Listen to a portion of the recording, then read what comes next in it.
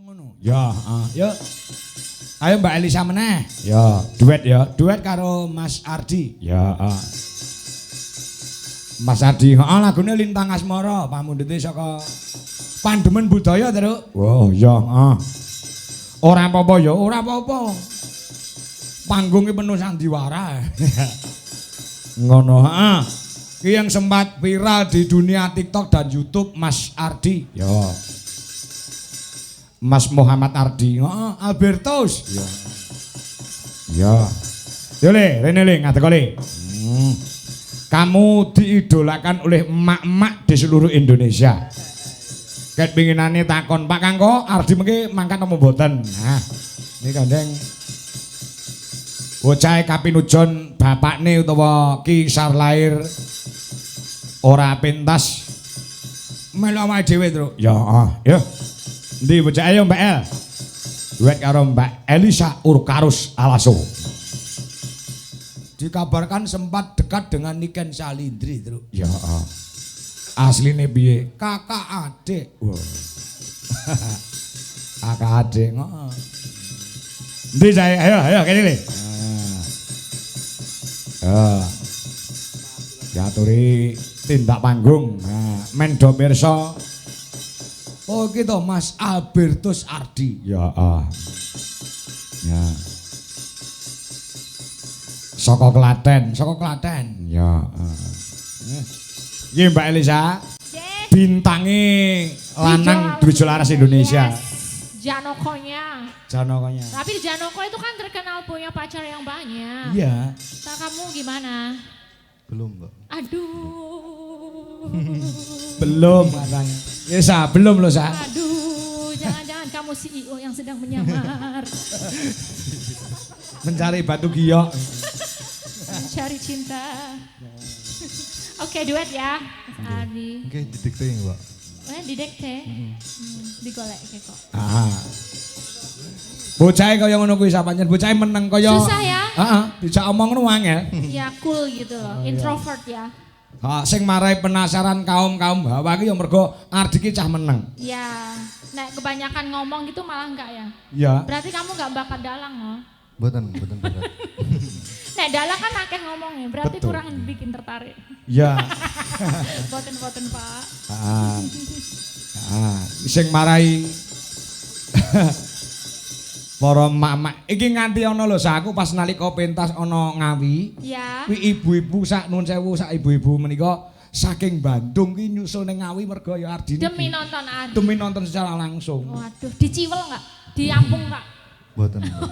Biasanya kan ibu-ibu gitu saking gemesnya jadi Ya. mereka tuh udah berimajinasi gambar ke sing jenenge Ardi kok ngopo. Bahkan udah jauh-jauh sampai sini kan biasanya diciwel, dipeluk, di Gregeten ya carane. gitu biasanya ibu. Nganti kanca-kanca ki diparingi jare komplit sak rombongan. Matur nuwun. Terus sijine meneh ke ngendi Di? Sijine meneh ngendi Di? Sing nganti nyusul kowe ado-ado nyusul kowe ngendi ya? Ngendi? Kelingan ora? Supe iku lho, Pak. Wis lali ya? Heeh. Bandung. Apa-apa brok dikekne kabeh kanca-kanca lek dikek siji dikek kabeh ngono. Semuanya. Sinden-sinden dikek daster kae ya. Ayo Bu ya. Kayak daster. Ya gara-gara Ardi Ukurane kuwi. piye ukurane? Hah? Ukurane piye? Oh, Oh, all ah. Oh, saya. gitu. Ya All gara-gara size ya. Ardi kuwi arep ngomong apa, Dik? Anu sing maringi jari sing kedua niku saking Malang. Saking Malang, Oh, Mbak. jauh dari Malang. Sinten? Sapa? Mbak Pokoknya anak April, langsung. Mbak April. Mbak April. Nggih, Mbak April saking Malang. Yeah. Kok yang ngono kuwi lho. Wong oleh kadung kok fan kok yang ngono kuwi, Sa. Pokoknya harus dioperin. Heeh, iya. Dirangkul. Mula salam anu sapa Di Ardi kanggo penggemar-penggemar Silakan. wis ngenteni. Iya. Pentase Ardi dengan Dwijo Laras. Nggih, sugeng dalu kagem sedaya mawon ingkang tasih mirsani wonten YouTube maupun TikTok. ten lokasi TikTok. Sugeng mirsani. Pun ngoten mawon. Oh, ada. Harus kayak gitu tuh ciri khas introvertnya itu. Pun ngoten mau wis do klepek-klepek. Kelepek-kelepek aja meneh kok ibu-ibu. Niken Salindri lho kelepek-kelepek. Engko iso ketemu bar bodo karo Niken Salindri. Oke. Ah ya witekno kepiye mon yo. Sekarang Ya. emang udah zamannya tuh cuman kakak adik, TTM kayak gitu. TTM ya apa? Teman tapi mesra, tapi sekarang juga FBB Pak. FBB apa? Friend with benefit. Itu lebih bagus. Iya, iya. ABS, yes. Biar mereka berdua yang tahu ngono sama dhewe dadi penonton ngono wae. Iya, iya, iya, iya. Ya, coba Lintang Asmara. Ya, Mas Albertus Adi dengan Mbak Elisa Urkarus Alasu. Yuk, dados.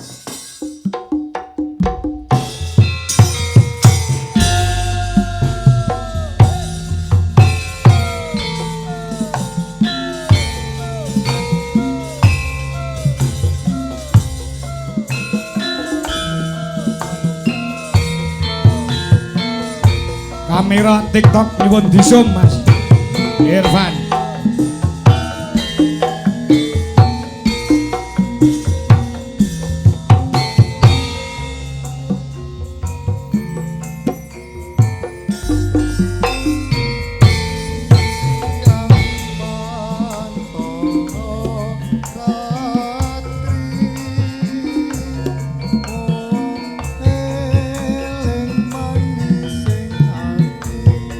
Banter ke Mas Agus.